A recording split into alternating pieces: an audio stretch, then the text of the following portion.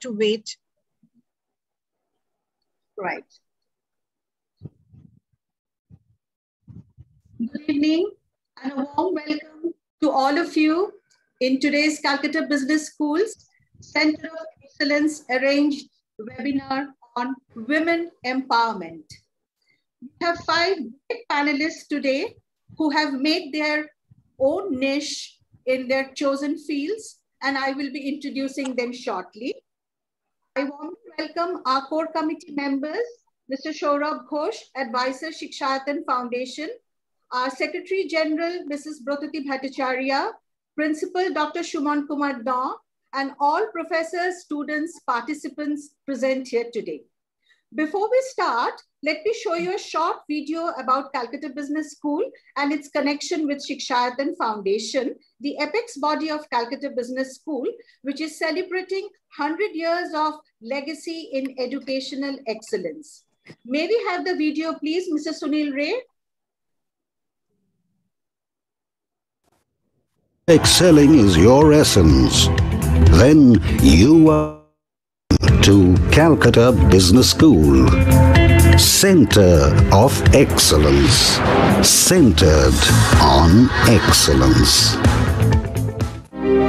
It all started in the year 1920 when some eminent industrialists of Kolkata founded the Marwari Balika Vidyalaya. Later, in 1954, Sri Shikshayatan School was founded, and in 1955, Sri Shikshayatan College came into being with the objective of further propagating quality education to girls. All these institutions have continued to excel under the management of the Shikshayatan Foundation. It has been guided by industrialists like President Mr. S.K. Birla, Director Emeritus, Birla Brothers Private Limited, Mr. Siddharth Birla, Vice President, Mr. G.K. Khaitan, Trustee and President of Shikshayatan College, Mr. R.S. Goenka, Trustee and MD of Imami Group, and many other reputed industrialists. The Secretary General of the Foundation is Mrs. Brotati Bhattacharya. Greetings. I would like to speak a few words about our institution, the Shikshayatan Foundation. The year was 1920, when some of my forefathers thought that female education needed to be propagated much more actively than was the custom in those days. And we donated from our family 2 buildings in the heart of Bada Bazaar for the girl child to be educated there. That institution is still working. The latest addition to our bouquet of institutions has been the Calcutta Business School, which was started a few years ago on a 15-acre plot of land and not very far away from IIM Calcutta.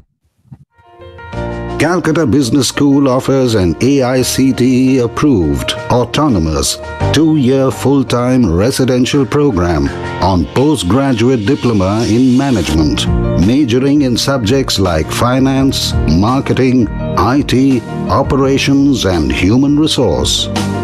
But it's the unique cluster of courses that sets it apart. Interactive and intuitive games like management game and stock market simulation game. It also puts heavy emphasis on data handling and business analytics and uses databases and software like CMIE Prowess, MetaStock, R, and SAP. Kolkata is the city of joy. It is the cultural capital of India, a city which has its soulful embodiment of culture, love, mystery, respect and enthusiasm.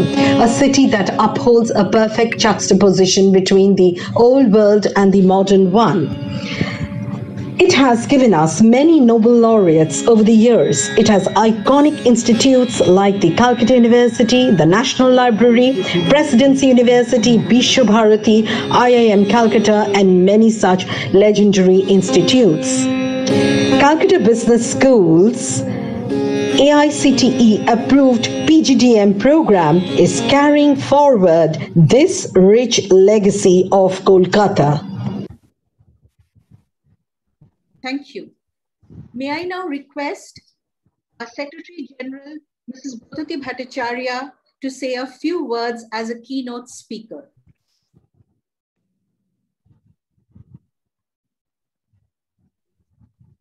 Muted, ma'am.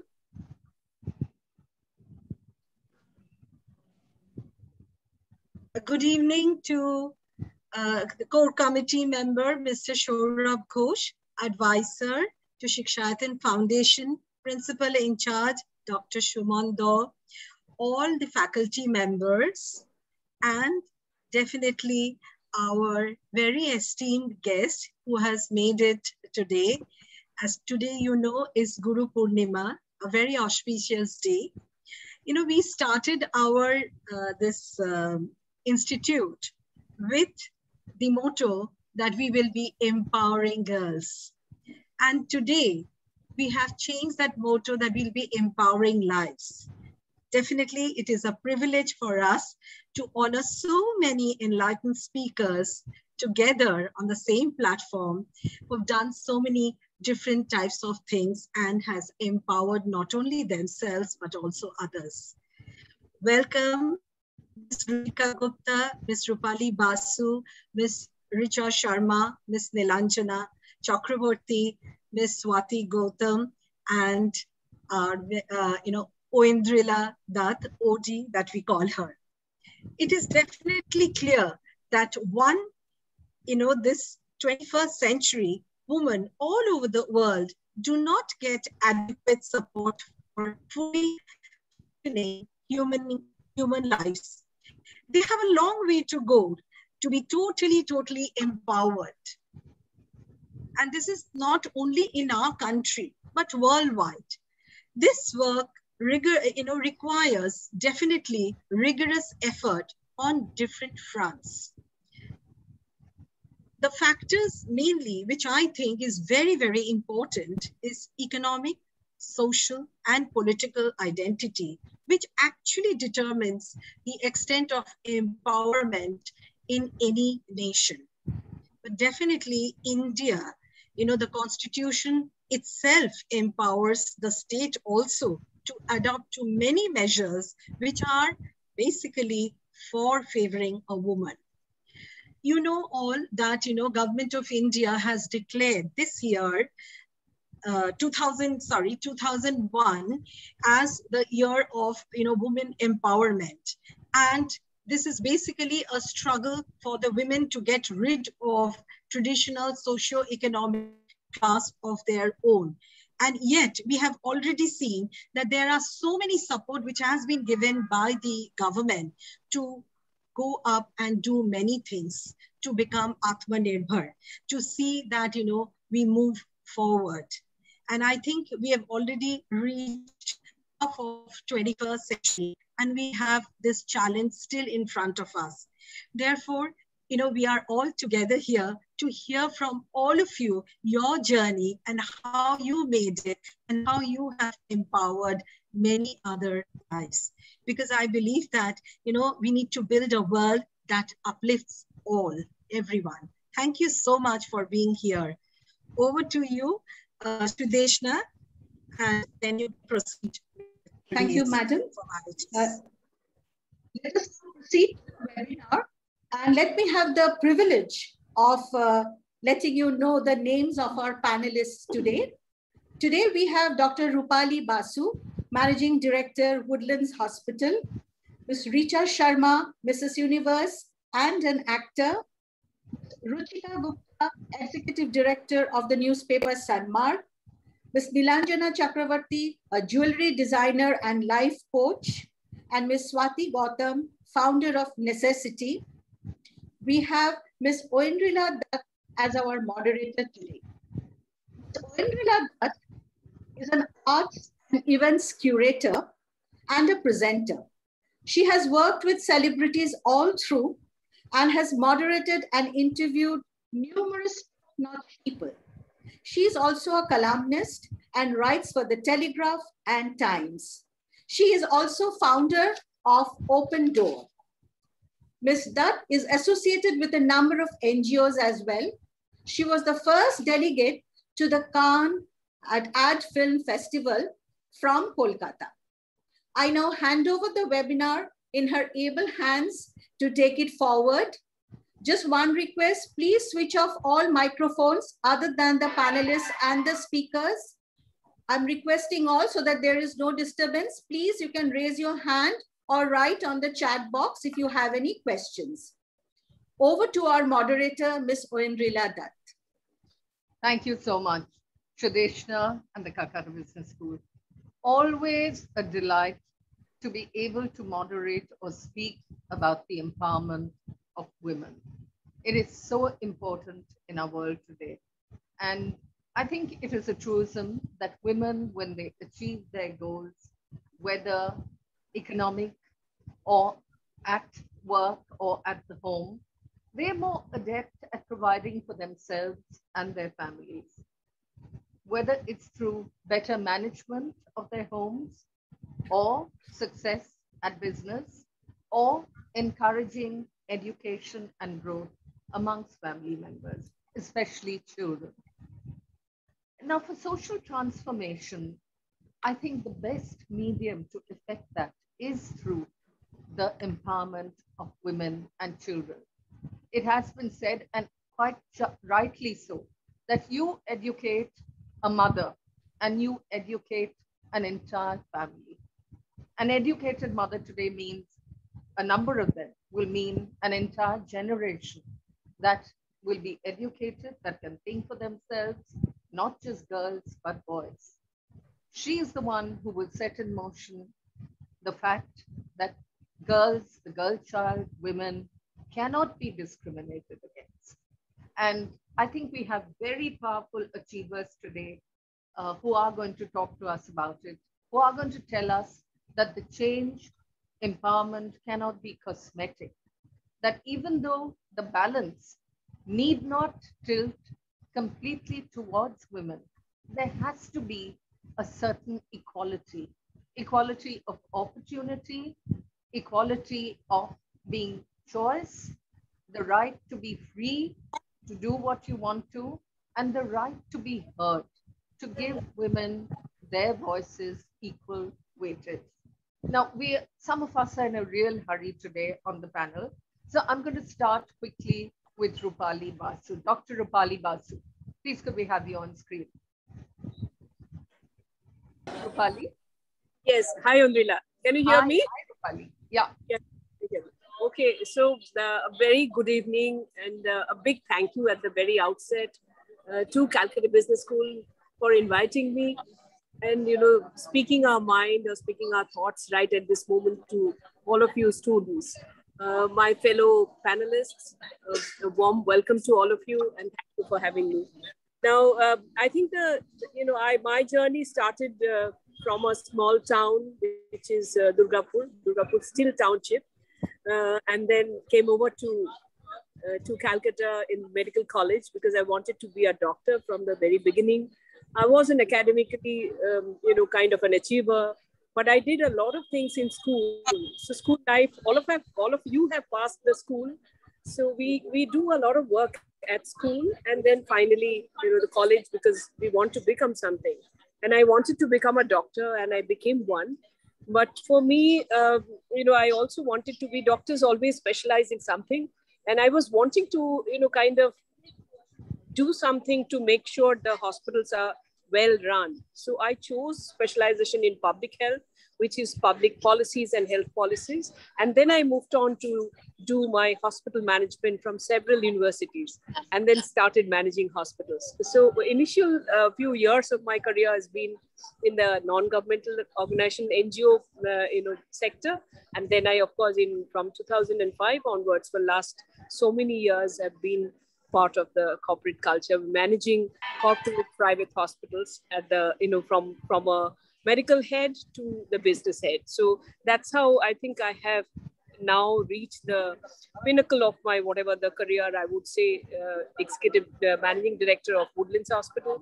At the same time, I needed to, kind of do work for the community.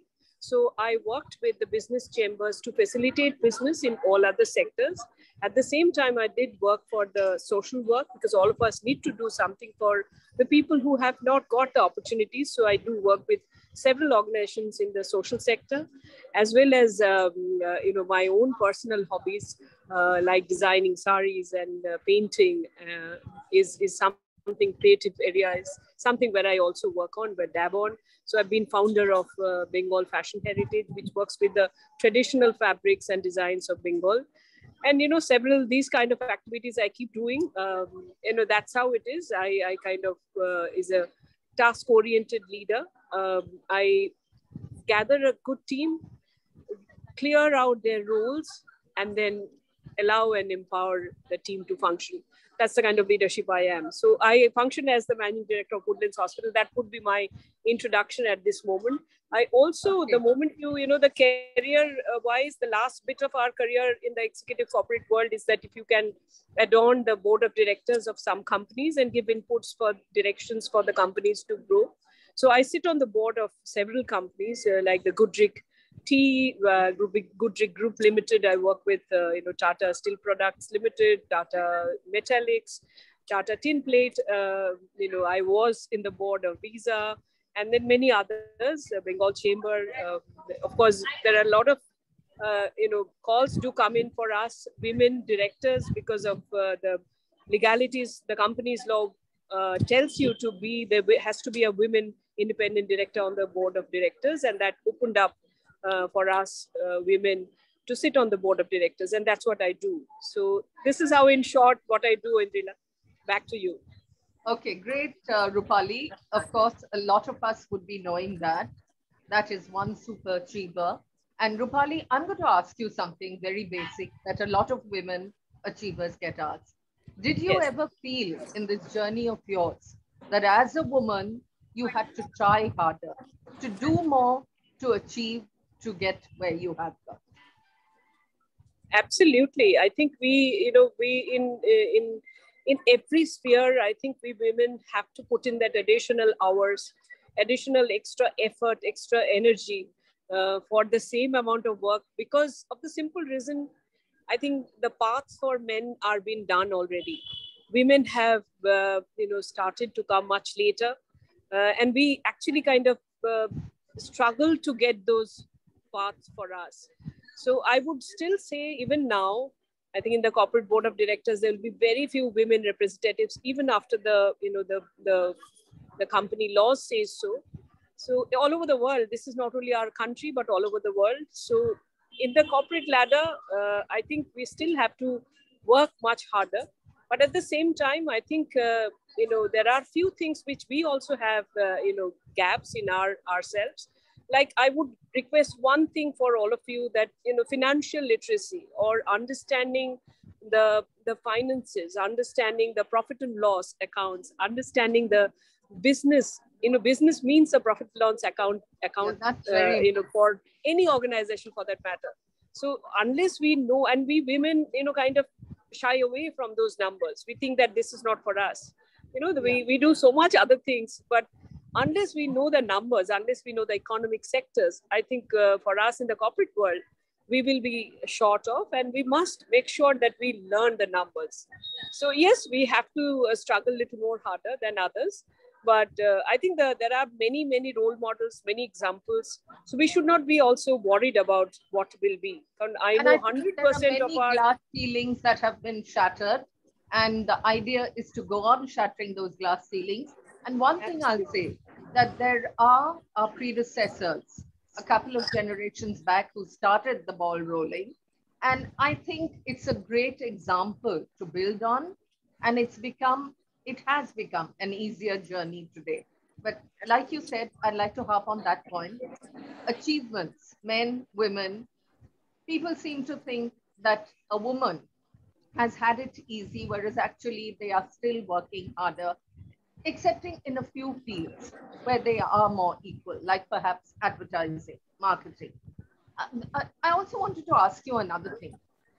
Today, in pandemic times, healthcare is of vital importance. The pressures are huge. So how are you balancing your role as a professional in the healthcare industry with that of your other roles, a home, a child, Absolutely. your I hobbies, know, your all of interests? us in the lockdown, actually, all of us have actually taken, refuge at the home and been at home. Yes, we were all worried at the same go, but we all could stay back at home. For me, there was not even a single day I stayed back at home. I had to go to hospital every single day. I have to, throughout the pandemic of 1.5 years, I've been at workplace every single day. And we had to change everything in the hospital. Every process has been challenged. Everything has changed, and we have worked on so much. This new disease have changed our lives overall, but it has also changed the way we run hospitals. So we have looked into our assessment sheets, our way of, the patients, they come in, we take them as they can be COVID suspect. So we do testing, RT-PCR testing for every patient. We have, doffing, new wards, suspect ward, isolation ward, COVID ICU, non-COVID ICU. All these were not even unknown to us. Not even known. The new drugs, new test, new ECMO and ventilator and oxygen, high flow nasal oxygen, all kinds of things have been, taught to us. So the role has been at the workplace very different, and we have now kind of mastered the scenario, I would say. At home, definitely it was very different again, because I was going out and coming back. So there was a role as a wife and as a mother, as a family member we maintain. I think that bit, that balance is the essence of life. It's the philosophy of me. For me, balance has been a philosophy all through. So boundary and balance, these are the two philosophical words I would look up to. So you have to kind of, manage both. You have to do certain things at home. Those responsibilities are something which will not go away, and you have to do those to the best of your knowledge. So I kept doing those, and also, kind of kept doing my work. Especially during the pandemic, the roles became even greater, but we kept doing it. I think the focus on work and focus of the job at hand is something I have always focused on. The best possible way that you can do, the perfection, the finesse is something which I have always focused on. So that is how I think I have been able to do. We had to do balancing whenever you have chosen to become a professional and out in the work field. You have chosen that. You have to balance your family and workplace, and that's what I think I do, and I have done it that way. Our roles have changed. I think the thing that is important for us to remember is, today the world is very unsafe. We still have not vaccinated everyone. So I would request every one of you to be vaccinated, to take up the challenge of vaccinating every day, maybe 1 or 2 people every day. We take the challenge of, tell them to get vaccinated, because vaccination is the one which will give you that power to fight this pandemic. So I think that's how, challenges are there. You have to balance your personal life and work life, and that's what we have done. And we have to look after the community. So our, community around us is very vital. So just look after that community. Okay, Rupali, since you're in a hurry, I have one question, and there's a question from the audience. Very shortly, in this time, pandemic times, when there's been a lockout, people have been spending much more time at home, families. Do you think the focus has been even more on women? One, to maintain caution, which men, boys so often throw to the winds, hygiene, be aware of health, and to hold the family together at home. Absolutely. You said the right thing, because at home, the COVID appropriate behavior, how you maintain the COVID protocol, what simple things that you do, you go out, you come back, these kind of, say, for example, the kurta that I'm wearing now, if I go back home, I'm not going to, wash it, because these are, kind of more expensive than the other kurtas that we wear. So they're not washable at homes at times. So you need to kind of pack them up and put them in another part of the house, so that, the viruses which are there maybe will go away, because these viruses are very easily, they die very easily. So we know that going forward, the fomites importance are so low these days. So, little things like how you maintain social distancing at home, how you do sanitize your home areas, and that role of a woman, especially now, during the pandemic time is gone manyfold. So please look after your homes, and little things, little activities alongside with your usual role. Keep it safe from pandemic, keep the family members safe, and don't forget about your household helps, your driver, the cleaner that comes, and the gardeners who comes and looks after your garden. All of those people are very important. So be in a vaccinated environment, look after them. COVID safe atmosphere, COVID safe protocol. We have to keep on thinking about those and do those. So that's how I think the roles have increased manyfold, but we are women and we can do everything. And I have full confidence that all of us women will keep doing the best for not only us, but for the men and everyone in general. Okay, last a question from the audience. It's Brotati actually, Brotati Bhattacharya. She said, yes, as a woman achiever, what would your advice be? Simple, short statement.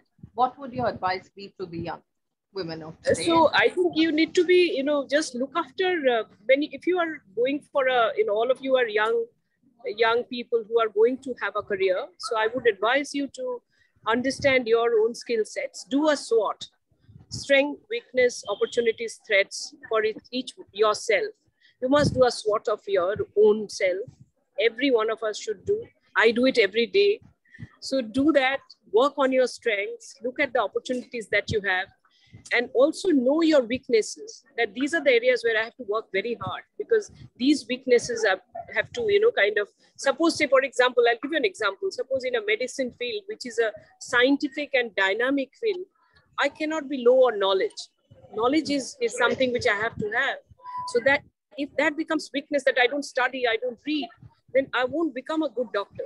So I have to, that's a compulsory thing, that weakness need to be moved into a strength.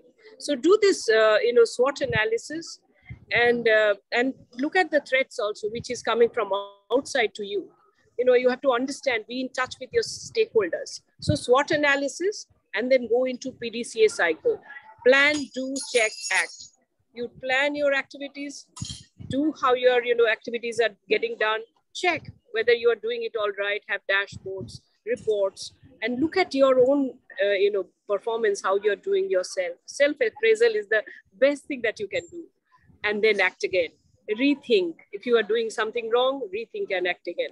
So PDCA cycle and SWOT analysis. This is what you should do. And everything else in fall in line. Intelligence, integrity, energy. IIE is my success mantra. So I would request all of you to follow that. Excellent.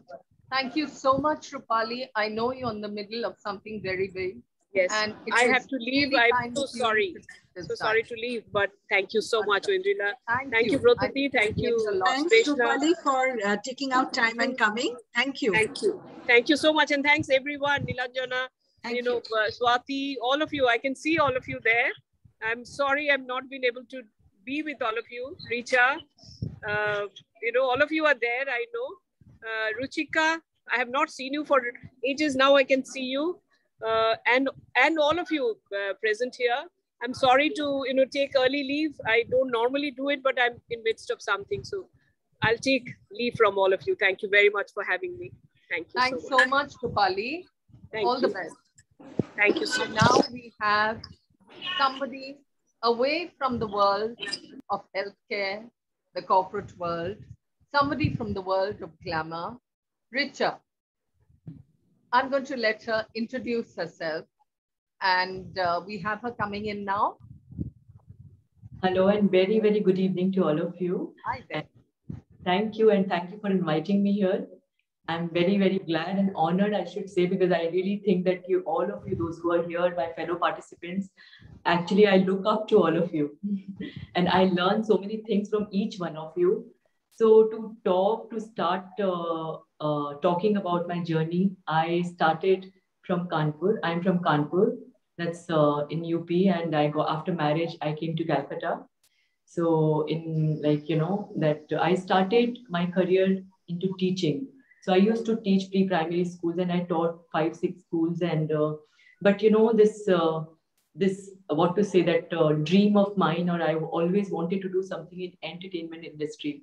And so, one day I filled the form for Mrs.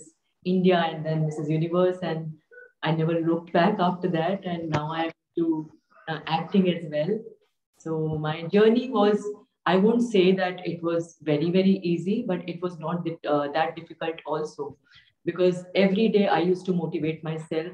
The person who used to motivate me, the person I see in the mirror. There are a lot of struggles which I faced, but yes, that I never looked back and I had patience. I wanted to explore in everything. That's okay, even if I felt sometimes or I was depressed or I was disheartened. But then also, I was a non-Bengali, but everybody in Calcutta and Bengal gave me so much of love and accepted me with warmth. So I'm here in front of you. Thank you. Thanks so much, Richa. It was very brief, and because I want to that maybe more of talks, and you ask me anything and I will. There's a question from the students that what motivated you to join the pageant? Honestly, my family, my friends, everybody was my support, but the only person who motivated me was the person who I see every day in the mirror. Every morning I used to wake when I used to think that, okay, I have to live my childhood dream, and I have to definitely chase towards that. And it is fine that, even if I don't get success in that, but yes, I will give it a try. And with my patience, or what to say, that with my hard work, I achieved whatever I wanted. Richa, I had to add to that. What was the actual, yes, you motivated yourself, but what was the reason? Did you want to achieve something? There was that extra drive to show, to prove something, because you came into Mrs. Universe, the pageant, as a married woman, much later than people normally become models or enter the fashion industry. Yeah, so there are times, when we actually think that now I'm married, it's too late in life. But then one day I thought that, it is never too late, first of all. So definitely I myself, but yes, when I was I was into my childhood, I was very young. So I used to watch Sushmita Sen, that she's not only a beauty pageant winner or not only Miss Universe, but she actually did a lot for the society as well. So my father always used to say that sabse bada yog ek dusre ka sahyog. So maybe if my voice is heard, or maybe I can do something more. And I really wanted to see myself in front of the camera, where I can play a lot of roles which actually I am not, and give some message to the society. So that was the thing which actually motivated me, and I achieved something, and maybe want to achieve much more. Okay, Richa, your experience with the world of fashion and glamour came much later in life. Now, these are young students. How viable do you think this world is as a career option for young students? How tough is it? What are the real stumbling blocks? What is the chance of success? What do you have to do to get there? First of all, that keep you focused and be honest to yourself. And I really feel that in this industry, keep this as your, what to say, but your education, that should always be your backup, because that is the most important thing, which I tell all the youth, even to my daughter as well, that if we take the example of Manushi Chillar, I think that she is the recent winner 2017. She was a Miss World, and she got the opportunity to work with Salman Khan. But, she completed her medical. She said, I might not be that fortunate or that lucky that, okay, maybe if I do one film and I will be successful immediately. So why not, I keep my education as a career, as my backup always. This is entertainment industry. We all don't know that, because definitely there is luck factor also matters. No matter how much you work hard or how much focused you are, how much talented you are. But yes, that also matters a lot. So I believe that education is the most important thing which you should always keep as your backup. And once you're educated, what would be your mantra after somebody has got into this chosen field? What would be your mantra, your advice to them for success? Like I always say that, you have come on this earth. If you are, say, for example, Seema or Richa, so you cannot be somebody else. You are unique in your own self. You compete with yourself. You improve on your skills. Do not try to be anybody else. That's what I would say, that, enhance your skills. And yes, that, you can take inspiration from others, but always that believe that you are unique and you have those qualities. What qualities that you have to understand yourself. So that's what I believe, that be honest and keep yourself to to the base. Always be grounded, and I always say that never forget your roots. Yeah. So that's what I feel that everybody should remember, that do not try to be somebody else. Wonderful, Richa. Now we have a question for you before we let you go. I know you're shooting, and this question from Sangeeta Tandon, I think, harps on something very important that women need to remember. Women often become self-made martyrs. They look out for the health, for the well-being of every member of their family, but they forget that they first have to look after themselves, because you can't be effective if you are not well, if you are not happy. So Yes. Her question to you is, what would be your mantra for looking after yourself while you're fulfilling your other roles? What should people today remember, young women? How do they take care of themselves, their mental health, their physical health? As I told you that, the only person I try to be today is better than the person I was yesterday. So even if, like maybe today you were busy, decide before you go to sleep that what you did for yourself. Maybe a lot of things, just take out time to meditate, to understand that what is your whole day schedule and what are you supposed to do. Then if you take care of yourself, then only you can take care of others as well. And see yourself in the mirror and say that I love you. And I'm sure that, you will definitely take care, because, the people, those who are around you, if you are not happy from inside, you cannot make others happy as well. So that's what I feel. That's very, really very important. And take care of yourself. The mantra, what you said about taking time out for yourself, yes. That is what most women don't do. And I think it is very important here. I'm going back to the fact that it is up to the homemaker, the mother, to inculcate the right values. Don't teach your children that no matter what, you have to kill yourself looking after them. Make them equal partners in the process of running a family. It's like a business. If you're not well, when you come home from work one day, let them share in the work. And that is a huge start, I think, to fashioning the way your minds think and everything. Richa, there is another question. Do you want to take it? Yes, okay. Okay.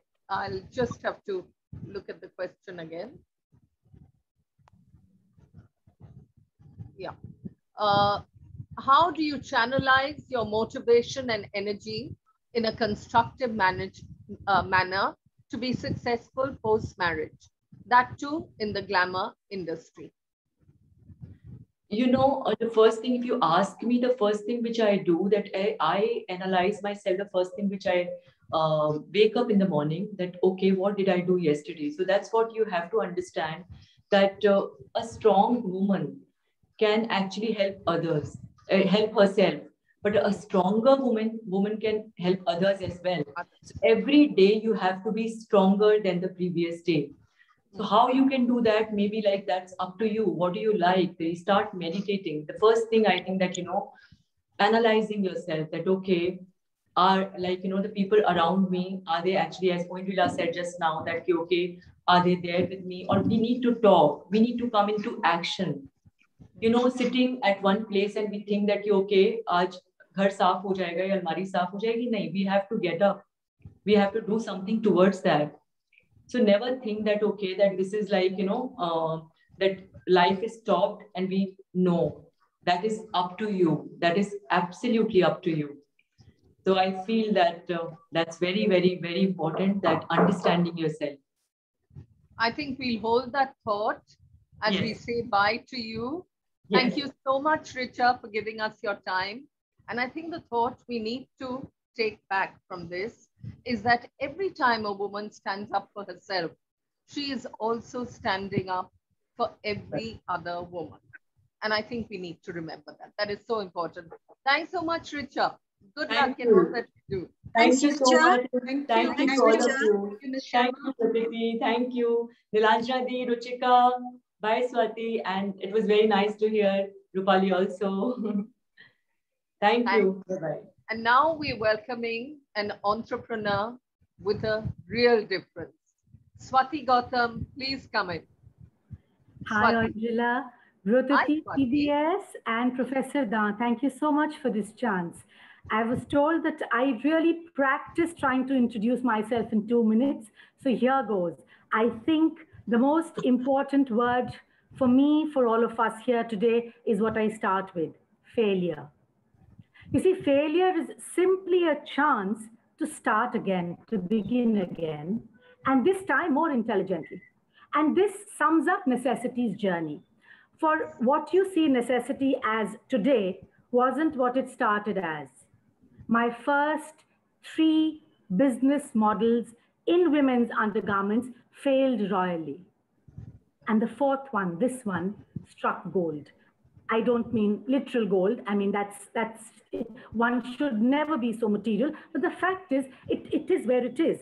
As for myself, I hold a master's in broadcasting from the University of Sheffield in England. I've always wanted to write and curious about the radio and television and audiences and programming and etc. So there I was. I did it as a much mature student. I came back from England, and my alma mater, which is St. Xavier's, Kolkata, invited me to teach undergrads and postgrads. I did that for about 7 years. My second mantra is never stay too long in one place, move. Because my adopted land, Bengal, has taught me this beautiful thing, Darano jale, shaula dhare. And so, 7-8 years of teaching in St. Xavier's, I moved on. Necessity always existed through my education, through everything else. It's been 31 years now, today, that we are perhaps, India's only customized to order brand of undergarments for women. We manufacture everything we make. And Andrila, I think my moment of pride is in being a manufacturer. The fact that I'm a retailer, also a hardcore retailer, because thankfully, again, I own the chain of stores that I sell out of, so they're mine. But that is something that I really think everything I owe to destiny. But having these stores was not the impossible task in Bengal. But to continue to manufacture for 31 years in an industry that can be very challenging given the Bengali psyche. Bengalis are much better at thinking than blue-collar jobs, than manufacturing. It's been a great journey. In the meantime, there are 2 more things I'd like to mention. That degree that I did, it had to be put to good use. And at the moment, for the past 4 years, I've been having my fortnightly column in the Telegraph. I've written for other mainstream newspapers, The Pioneer, The Statesman, The Times of India, and The Works. I continue to write. It is a stress buster for me. I also debate in Hindi and English, Hindi being my mother tongue. And so I'm a trustee of the Calcutta Debating Circle. And lastly, I think the thing that gives me most happiness and most joy is that I've been a fundraiser, a very committed fundraiser for about 25 years for very, very significant organizations such as the Ramakrishna Sharoda Mission, the Ramakrishna Mission. I have my own public charitable trust, Pokar. It's important to reach out, and here I am. With necessity as it is, 31 years, and I hope to have a golden anniversary professionally. So I hope to work for 19 years more. You definitely will, Swati. And that is somebody who wears many hats, all with equal success and panache. So Swati, I'm going to start out by asking you the very obvious. Yours was a revolutionary business idea, especially in a conservative country and given the fact that your target was going to be middle-class women. What made you think of this concept, and what were the pitfalls and difficulties you faced in making it a success? Making people see you seriously, take you as a serious entrepreneur. Okay, so first things first, Angela, my background, my family background is very conservative too. We are from UP, we are Brahmins, and a service class background. Never forget that. Because this is, and all of a sudden you're pretty much nicely, academically girl says, your daughter says, I'm going to be making bras. Just doesn't sit well on parents, would not have sat well at all 30 years back. But the thing is, you know, once you set your mind to it, and this is something I'm telling all the students here, once you set your mind to it, just hang on to it. Let not any parent, any family, any circumstance, anything pull you away from it. So the first 3 ventures that failed were to do with bras. And the 4th one clicked is to do with bras. The idea being, if you believe in an idea, keep experimenting with it till it clicks. Why did I believe in it? Because 30 years back, or let's say 35 years back, when I was a young growing girl, there was absolutely no way you could be comfortable buying a bra for yourself. Today, we're able to speak about it. We're in a world which is so much more open, right? So the idea was there that this is something that can be done with, okay? I must repeat, I don't think I'll be able to repeat it too often, but destiny plays a big role in it, you know? Things happened on the family front. I was to take 2-3 years off from further education, and it just worked out, one thing after the other. But yes, to be taken seriously is dependent entirely upon your own self, Angela.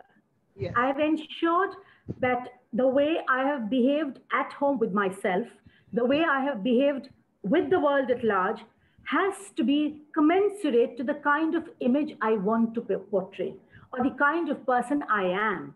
So if I need to be taken seriously as an entrepreneur, I need to ensure that there are 10 banks backing me when it comes to it.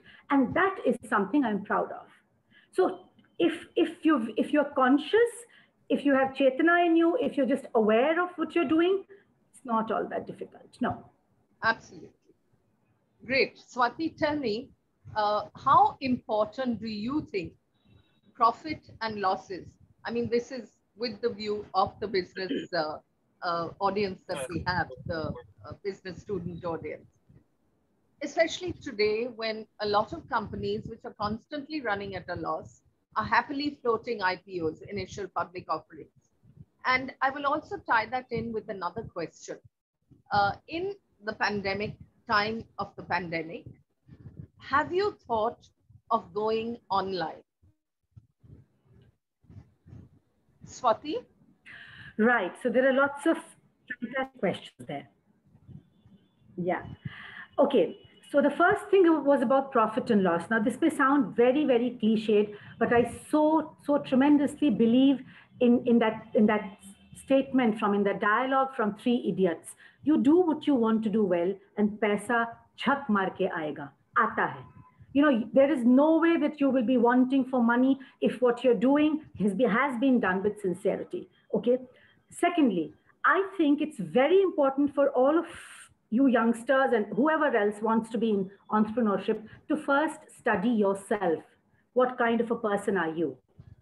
If you think you're reckless with money, then entrepreneurship is not for you. Perhaps a salary job is more up your alley. Because when you're an entrepreneur, there has to be tremendous amount of fiscal prudence, and which is something that goes a long way, okay? Angela has asked me about the IPO offerings, despite being at loss. Look, let's face the writing on the wall. whether it's a Zomato, a Swiggy, or a Paytm, their annual losses have been there in perpetuity. None of them have ever have had a balance sheet in the black. Their losses are running into thousands of crores, and yet people are buying into them. What do you think this phenomena would have been called when I was growing up, and even by me today? Apart from it being called a fad, I think, plain and simply speaking, this is gambling. Someone somewhere will lose money someday. Be sure of it. There's no way that you can say that this person who's been making a loss forever is someday going to be, this is simply projections on the basis of wishes being horses and horses being able to fly. Yeah. Those things these are just bubbles which will burst someday. What all of you listening to me here must decide is this. Do you want to be an entrepreneur because you want to have an IPO someday where you want to make your money and run? Because that is exactly what I'm seeing in all the young entrepreneurs around us in Calcutta, in India. All they want to aim for is an IPO. Just a minute. Please, could you keep your mics off, your microphones off? We can hear some sound disturbance. Thank you. So you need to ask yourself, youngsters, do you want to leave back a legacy, however small but sweet? Or do you want to be known as a person who made his money and bolted? If the latter be your idea, and I don't blame you for wanting money over and above everything, then answer this one question for me. Who do you think is or was Sabir Bhatia? How many of you know Sabir Bhatia? Let's see you raise your hands on the chat screen. Sabir Bhatia, young ladies and gentlemen. Nobody remembers him, right? He was the man who was the big daddy of emailing in India, in the world. He started Hotmail. Sabir made his money those days, 200 crores, and nobody's heard of him ever since. So you need to decide whether you want to make super pots of money that you will never be able to consume, and that will stress you out in many more ways, or do you want to leave a legacy? The last thing Sorry. Great lesson for the young, Swati. You forget people who had the money. Today, if I ask you, name the top 10 most moneyed individuals worldwide, you wouldn't know. India, you'd take a chance. It's not management, but I think you need to remember that a Vincent van Gogh, many died in penury. He never sold a painting in his lifetime, except to his brother, who was kind enough. Correct. And look at the man today. He will never be forgotten. So yes, that is something that you need to remember.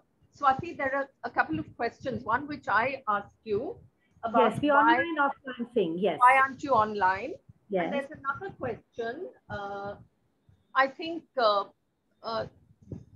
how did you make the middle class woman in a conservative society? I think that's the meaning of that question. Right. How did you make that woman comfortable with coming to you and buying? Correct.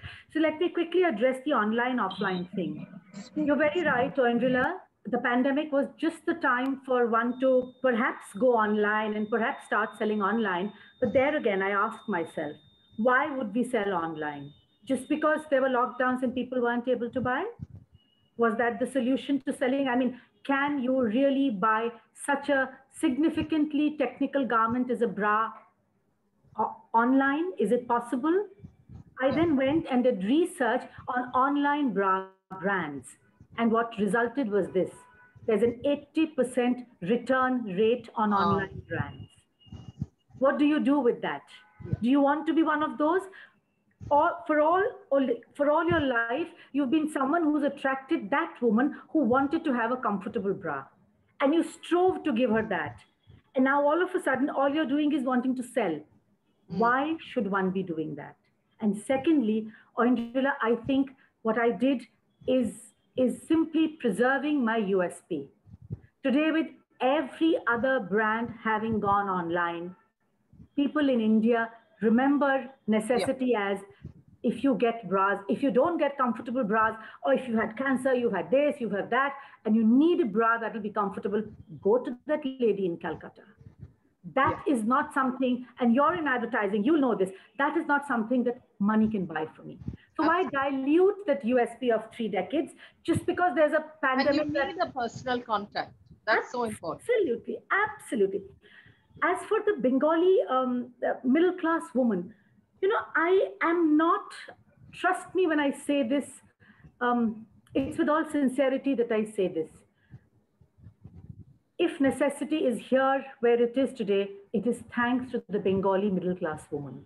It's an absolute treat to deal with the Bengalis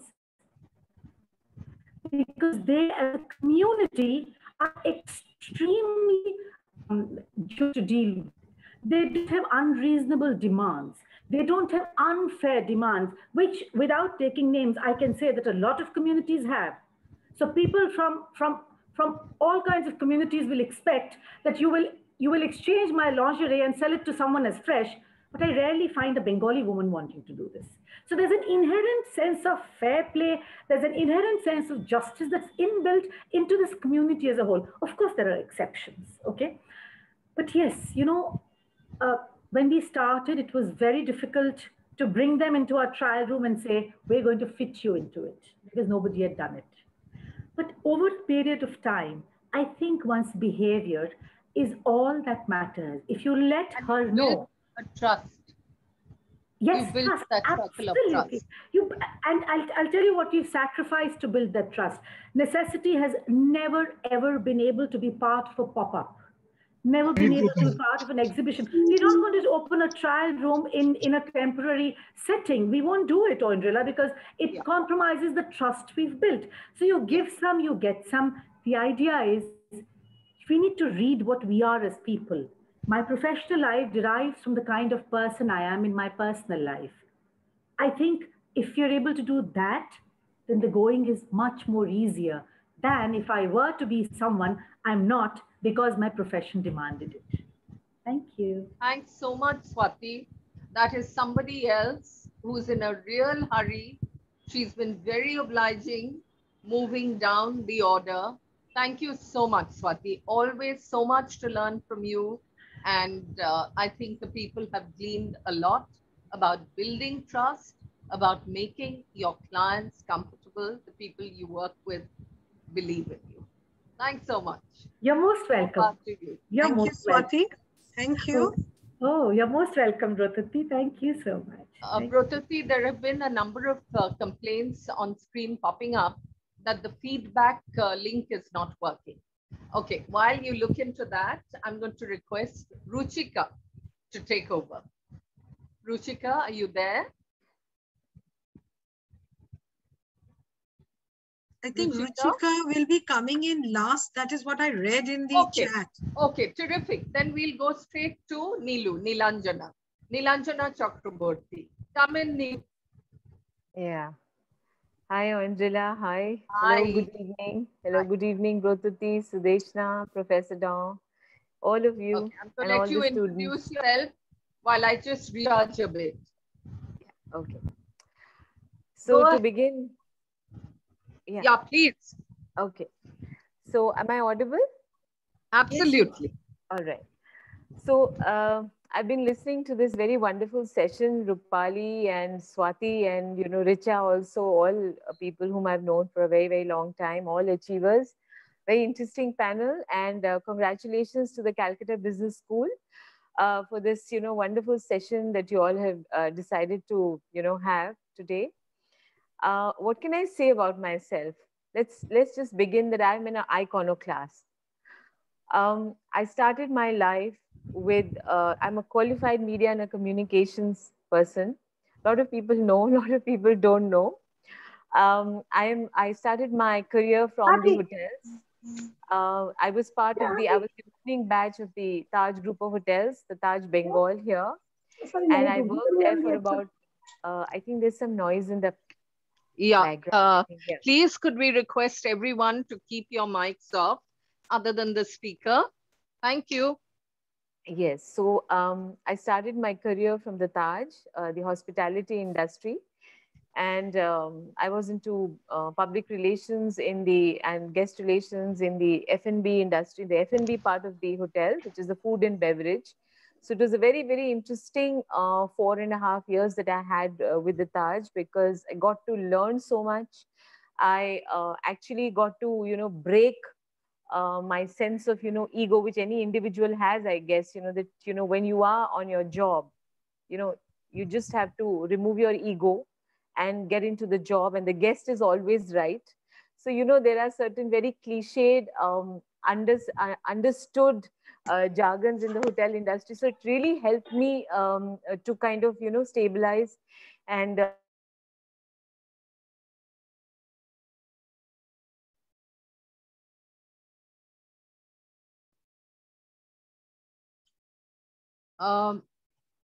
have I lost? Are you there, Neelu? I think I can see her name, but probably there has been some problem with the connection. Okay, not to worry. Is Ruchika there? Shudeshna, will you find out? Yeah, I'm here. Yeah, she's there. She's there. Oh, hi, Ruchika. So why don't we do your session, your bit, and then come back to Nilanjana? Sure, that works. That absolutely great. works. So you introduce yourself. So I think Anjula, I must first of all say that this idea of self-introduction is somebody who's joined the link. Could we ask her to switch it off, please? I can see a lady on the link. Can you hear?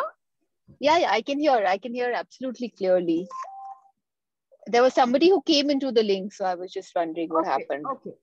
Yeah, some people have been going in and out, but do carry on.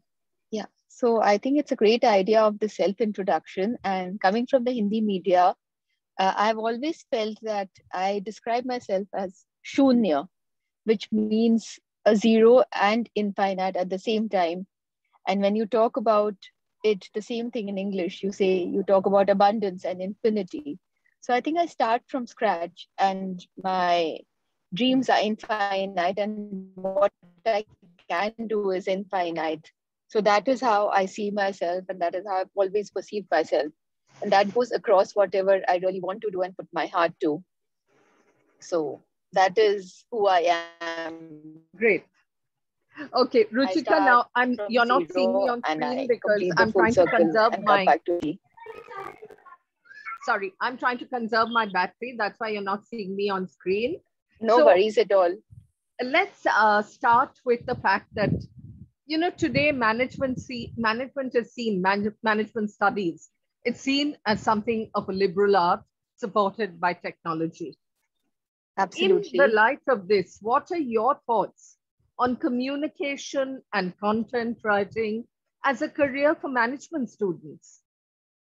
So I feel at the end, so I think when you talk about communication is the key to whatever you do today, be it accountancy, be it management, be it liberal arts, be it whatever, because ultimately we are all trying to say a story out here.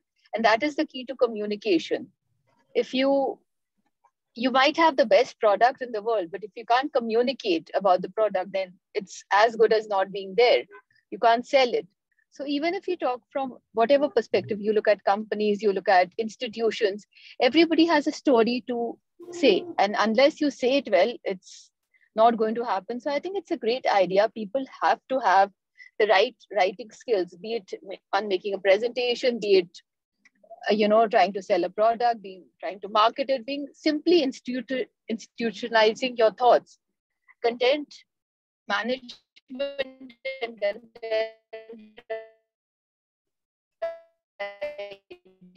is very key management days. It's a great career option to have ground, even while you're teaching. Unless you teach it well, unless your content is solid and you can communicate it, it's not going to get you the desired results. So I feel it's a great skill to have and to possess and to process as well. If you can hone the skill, you've won half the battle already. Okay, Ruchika, now on a burning topic today, Lately, things have been in an uproar over the perceived role of media as a frequent manipulator of news, or at best, willingly allowing itself to be manipulated. You open the papers, I read two of them, and it almost feels like I'm living in two different countries, one in the morning, one at night. That's when I read the two different papers. So, what are your views on this and on the unassailable right to know that our constitution guarantees us? Because media often seems to forget today that all information should be communicated. There is always a bias, a preference, but there is a certain amount of objectivity that is required of media. Why is that so absent today? So let me answer that. How many times have you seen something rotate on WhatsApp and you've believed it, starting from saying that so-and-so's no more, or so-and-so's have a raid, or so-and-so's happened? How often have we been victimized to fake WhatsApps, Angela, to answer that? Lots of times. Lots of times from something like, that's why a lot of people are taking the trouble of doing a fact check before ever forwarding a WhatsApp message. But we are talking about a very small percentage, probably not even a 0.1%. Look at, and today, please understand that India is a huge country. And when we talk about media, today we have, at least we have the option of fact checking. What about people who don't even have the option of fact checking? What happens to them? So it's not just media. You cannot just blame the media. I feel this entire digital world has jeopardized so many things. Everything has its, the benefits and its perils, but you cannot blame media alone. Media is not there 24/7. Literally, at least the print media here I'm talking about. We are digitized. We are entering into the social media space or the digital media space, but you're not at it 24/7. You read the paper once in the morning, but what transpires throughout the day is what is very, very difficult. And at times you go back to say that, okay, I read it in the newspaper, but believe me, what WhatsApp is doing to our country, especially, and I say our country, is not at all, it's unforgivable. Yes. So, and media is trying to cope up. Please understand. If we go back, earlier on, people had 2 or 3 sources of news. Today, everybody claims to be a source of news. They are fly-by-night, small media houses which come up, which go online, which hardly take money. You have everybody thinks they are a reporter, everybody thinks they can write, and everybody has a piece of news, and everybody feels that what you have to say is the most important. Today, it's no longer a newspaper or a news agency. People feel it's all about views. News is simply reporting what is going on. But there is so much news which gets circulated throughout the day that the very next morning, if you don't present your views, you're nowhere. People will not read you. And that's the reason we've all seen what has happened to a big institution like Statesman. Statesman was simply reporting news. But today, people actually want masala and tamasha and gupshup. That's the only thing which sells. True. So there are some media houses which have kept to their soul, which have, kind of delivered to what they stood for. We are the 4th pillar of democracy, and we have a huge social responsibility, and especially to the masses. Coming from a vernacular newspaper background, we do understand what is happening. But at times, the kind of pressures we have, there are political pressures, there are financial pressures. It's still, I can speak for myself that we have never compromised on any such thing. And there are many newspapers which don't compromise. But Anjala, I personally have been faced that somebody has taken a clipping of Sanmar, rejigged the news, absolutely got facts and figures out of place, made a WhatsApp out of it and circulated it across. What do I do in a situation like this? I get to know when it comes back to me. And that is what people remember. They don't remember what they read in the morning. They remember that WhatsApp. So there are a lot of factors to play here, and just blaming the media house, I feel, is not fair. We have to think of what goes on behind the scenes with us at an everyday level, which is very, very tough. But we are trying to find it. And I do understand there is a right to information, but I feel there is a right to right information, which is what is important, not just right to any information. Okay. And I'm going to ask you, before I go on to my last question, there must be people in this business community today, business education community who want to get into media at some point in time, what would you advise them? A simple 1 or 2 sentences so that they can write and communicate with integrity. I think, like you say, that every singer needs to hear well, every artist needs to see well. I think every writer needs to read well first. So the first thing I would really request every student to do is start reading, get your facts in place, do some research. It's sad, but people are reading less and less nowadays. Yeah. Everybody has the time to, everybody wants. Yeah. And, you know, they always feel that, you know, you just, if an image can speak 1,000 words, they feel, acha, photo dekla, it's enough. Nobody really wants to read the fine print. So I would advise every student to first start reading the fine print, which is very important. In fact, very few young people read newspapers these days, apparently. Absolutely. So everything doesn't work. You know, again, Angela, coming back to what I said, we talk about a very select community, but there is a huge community out there who has started reading now. You know, when I deal a lot with the masters, so I see there is this huge migrant population, people from Bihar, people from the interiors of Orissa who are now reading. And those kids are very, very smart. They are very up there and they really want to know their ability to learn. They don't feel they are entitled today. So they really take up to the depths of what they are trying to read. Their research is in depth and they value what they are reading. It's not just a piece of trash that they are reading. So generally, I feel they don't, you know, they are not so condescending. I feel this generation, I'm sorry, you know, they are very smart kids, probably way smarter than we are or we were at their age. But I feel if you put in a little more effort, a little more humility, and you understand what is being written, it'll help them go a very, very long way. Okay, great. Last question, Ruchika, because you're also in a hurry, I understand.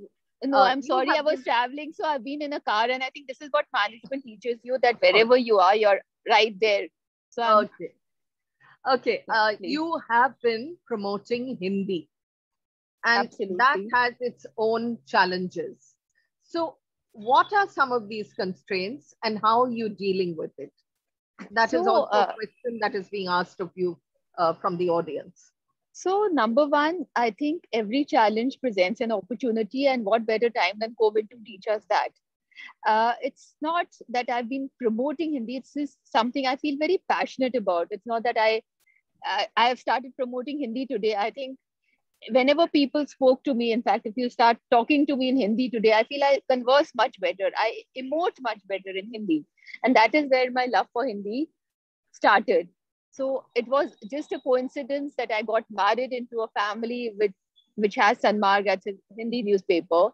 Yeah. And I took up the challenge because when I initially started, I also came from the house of a TOI or a Telegraph, and I tried to imitate them. But then with time, what started happening is that I said, no, I am to my core and this is who I am. So I'll definitely continue with Hindi, which is the core to my existence. And challenges were many, but I think I kind of wanted to present Hindi as it is, you know, in its core.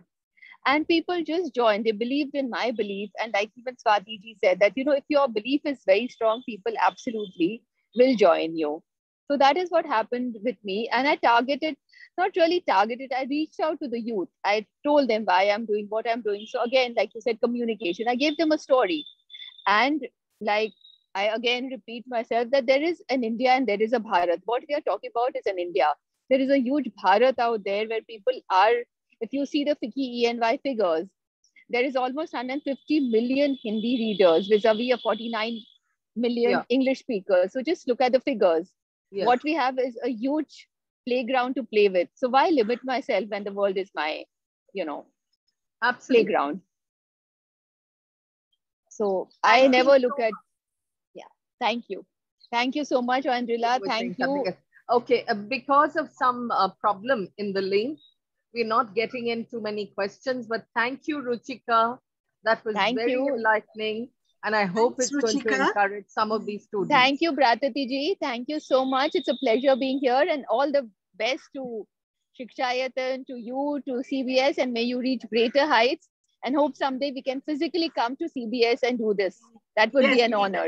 Thank you so much. In fact, that is what we want for all of you. Please come to CBS. It'll be very nice. It'll be a great. And I think we have not told that Ms. Ruchika Gupta's mother was a student of Sri Shikshayatan, right? Oh, yes, okay. Absolutely. So it's wonderful for her to be here. Thanks once again, Ruchika. Thank you. Thank you. Your endeavors. Thanks. Yeah. Nilu, I hope you're back. Yeah, I was talking. But suddenly I realized, okay. Okay. No I'm glad you're back because we are also running a little tight on time. So Nilu, I want to ask you something. Just go ahead and ask me. You've done many things. You've been in the service industry. You've designed fashion jewelry, tarot card reading, much more. And with determination and success. How difficult has it been to balance this life with being, I know, an exemplary homemaker and mother? I think, Oinki, the issue is that what are your priorities and what you want to do in life. That is what is most important. Second thing is that I think from childhood, what I've been inculcated with, courtesy my grandfather, grandmother, and my parents, I think that's very, very important, that prioritize your life. Don't waste your time. Do what is required to be done. And so that there's the least of irritation in your life, least of disorganized, structure in your life, or least of indiscipline in your life. So I guess I just kind of chalked out everything one after the other. And, I kind of got going on this because, and most important thing, the reason why I can do what I do is because one has to be very passionate about your art and craft. So the way I love designing jewelry, you know it, you were one of my first few clients, so you know it. I was. And so I do design jewelry now also, and I've exhibited in a lot of many places. I've got very, very good clients. So, so it's happened, the jewelry designing. Then, of course, I've always been sensitive to, more knowledge, and the spiritual sciences have always attracted me. So being in the hotels also helped me because if you are in the hotels, you are a keen observer of life. So aesthetics during also. my yes. So definitely those two things, aesthetics and the observation towards life and people and situations, actually helped me to kind of transform and diversify into other genres as well. So there I was probably one of the first few tarot readers of Calcutta, if not the first one. And I've been doing it for the last 28 to 30 years, and being in numerology, or being a healer, or an alternative healing therapist. So the basic idea is I do not waste time, and I love each one of them equally.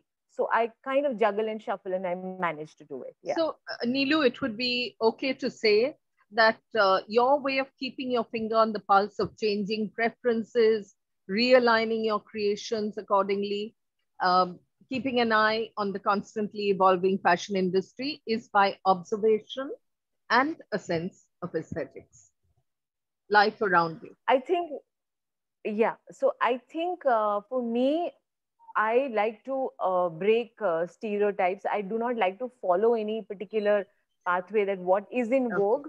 I prefer to actually create that trend. Because there have been times when I've created jewelry and I've held it back for 2 years, and I've again put it, across, and it's really sold well, for the simple reason that I do not want to walk the beaten track. Yeah, that definitely is. And fashion is, of course, ever evolving. What suits you might not suit somebody else. So it is totally, it's a very relative issue, and it's each one to their own. Yeah, I think that's another very important point. That always have the courage, Swati also harped on that, to tread your own path, to set your own standards and goals, not to be afraid to follow those dreams. Yeah, and I'm a risk. I'm I like to walk on the edge, and I'm a risk taker, and I like to go away from the beaten track, and I've always done it. And by the grace of God, I have been successful in my own way. And see, the most important thing is you have to make yourself happy. Only then can you make others happy. If you are not Absolutely. happy, how do you spread happiness? I started Yeah. out by saying that a woman often forgets that is Yes. of vital importance. Be well, Yes. be happy. Only then can you pass it on. Okay, Yes. Neelu, before I go on to my last question for you, there's a question from the audience. I think Sagar Kumar, if I'm not mistaken, wanted to know that in these COVID times, Yeah. how do you promote your brand, your products? How much of a challenge has that been? See, to be very honest, I think I've had the best in these 2 years. I kind of turned things around for myself. And so I decided to do a lot of creative work. I've created a completely new jewelry line, which I'm definitely going to be doing, which you're going to hear from me very soon on that. And secondly, I think online, the future is digital is the future. So once you have to establish communication with your audience, with your client, with your customers, whatever it may be. So that takes a while. So you have to study the digital media. You have to understand what are your pluses, what are your minuses, and from there you take off. And please do not think that, okay, Rome was not built in a day. It is going to take a while. So do not Absolutely. get depressed, do not worry, and do not fret that, oh God, it's not happening. It will happen. You have to give it time and patience. Yeah. Definitely. Yeah. Yeah. Okay, Neelu, before we bring this session to a close, and now this again, I'm building on my long association with you. There can be no human empowerment with empathy and understanding between men and women. Yeah. And without empathy between men and women. And I've always seen Arjun and you in perfect sync, supportive of each other in every way. Yeah. Through the years. Absolutely. And my question to you is, keeping in light the fact that no empowerment of women can ever be complete by excluding men. They have to walk alongside. Absolutely. And we have to bring them on board this journey. So how have you worked on this, achieved this? Okay, so first things first, me and Arjun, that's my husband, we are both very good friends. We criticize each other. I think I'm probably his worst critic, and he is but the also same his best support. Yes, of course, that goes without saying. So the worst critic and his pillar of support from on whom he can rely on, and the same goes for me. And we both of us, we've given a lot of space to each other, because I think it is all about space. It is all about that bonding, that respect, and that dignity and respect that you give to your partner, and also allow him to flourish, allow him to grow in his whichever genre he is. Give him advice, give him suggestions, give him your backup and support, but do not try to compete with each other in an unhealthy way. I think competition between a couple is absolutely a strict no. It's a very ugly thing. It can lead to a lot of ugliness, and it can lead to a lot of disarray and mismanagement, if I may call it, in a marital relationship. Yes. So definitely that is there. So and give each other space, just be, if you are a firm believer in emancipation and empowerment of the human being, if I may put it that way, then definitely you have to give each other that space and respect each other. I think that is what is most important, and the rest I think will be taken care of. Thank you so much, Neelu. I think that's really important, and I wanted to touch upon this fact that I just want to add one small thing, Oinke. I just wanted to add just two things to the students. One is because I've been hearing you speak, you always ask very good questions, no doubt about it, and you are a wonderful moderator. I've seen organizers being absolutely free when you are on board. So firstly, kudos to you, and thank you, Calcutta Business School, Brototi, Sudeshna, all of you for inviting me. So now here's a small message for all the students. Pursue your academics, do your jobs, do whatever you want to do. You want to do a startup, everything. but never, never forget to pursue your passion on the side. Because if you have more than one occupation, remember, when you get older, this is what is going to take you through. You're not going to feel lonely. You're not going to feel depressed. You're not going to have a sense of low self-esteem, or you're not going to lose out on your dignity and self-respect. So whatever you do, continue to pursue that, and you see you will never have any problems. Absolutely. Couldn't agree more. Thank you so much. Lot of important things that we've talked about today. And I think this last point was very important, given the fact that the women's liberation movement started long ago in the US, not just as a concept of liberation, but it was something very specific. Women wanted to have the freedom and the power to go to a workplace, to work and feel and experience what their men were enjoying.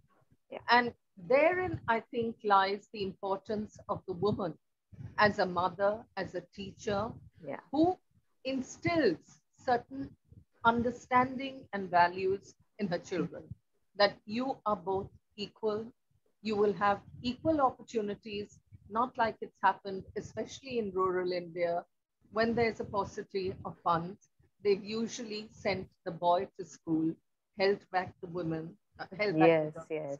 Now, of course, there are many schemes to guard against that. Whatever the schemes are, local government, we have Konyasri, I'm sure we have schemes in other places. But the girl child's education is being encouraged. And that is so vital.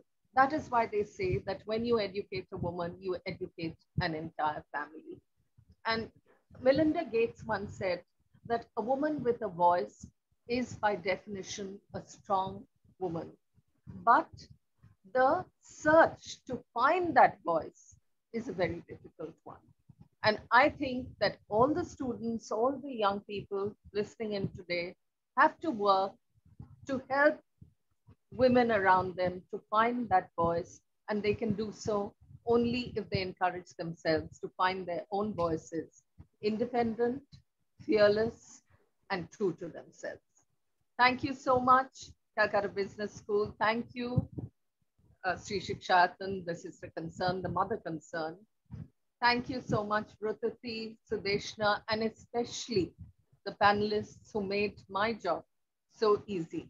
Nilanjana, Ruchika, Rupali, Richa, and who was the other one? There was one more. Swati. Yes. Thank you, Nilanjana, and thank you, Odi, for fantastic. You moderate so well. You are right. Everybody is at peace. So whenever we discuss, this is the background thing I'm saying. You see, everyone said, "Oh, it is Odi. Odi knows exactly what to ask." So people were very, very comfortable. So First thing, she knows everybody. First thing, she knows everybody. It's their kindness. She knows everybody, and I think she's extremely intelligent and sharp. Always, always. Thank you so much. Thank you. Thank you. Thank you so much for a wonderful evening. I think all our young students have enjoyed today's webinar a lot. Thank you. And now I would request Akanksha Raj to give a formal vote of thanks, please. And I'm sorry, age is catching up with me, so I forgot Swati's name. But that's another person I go back with a long time. Very, very proud of her achievements. I hand things over to you to wrap up. Akanksha, you're muted. Akanksha, you are muted. Hello, am I audible now? Louder, please. Hello. Yeah, we can hear you. Okay, thank you, ma'am.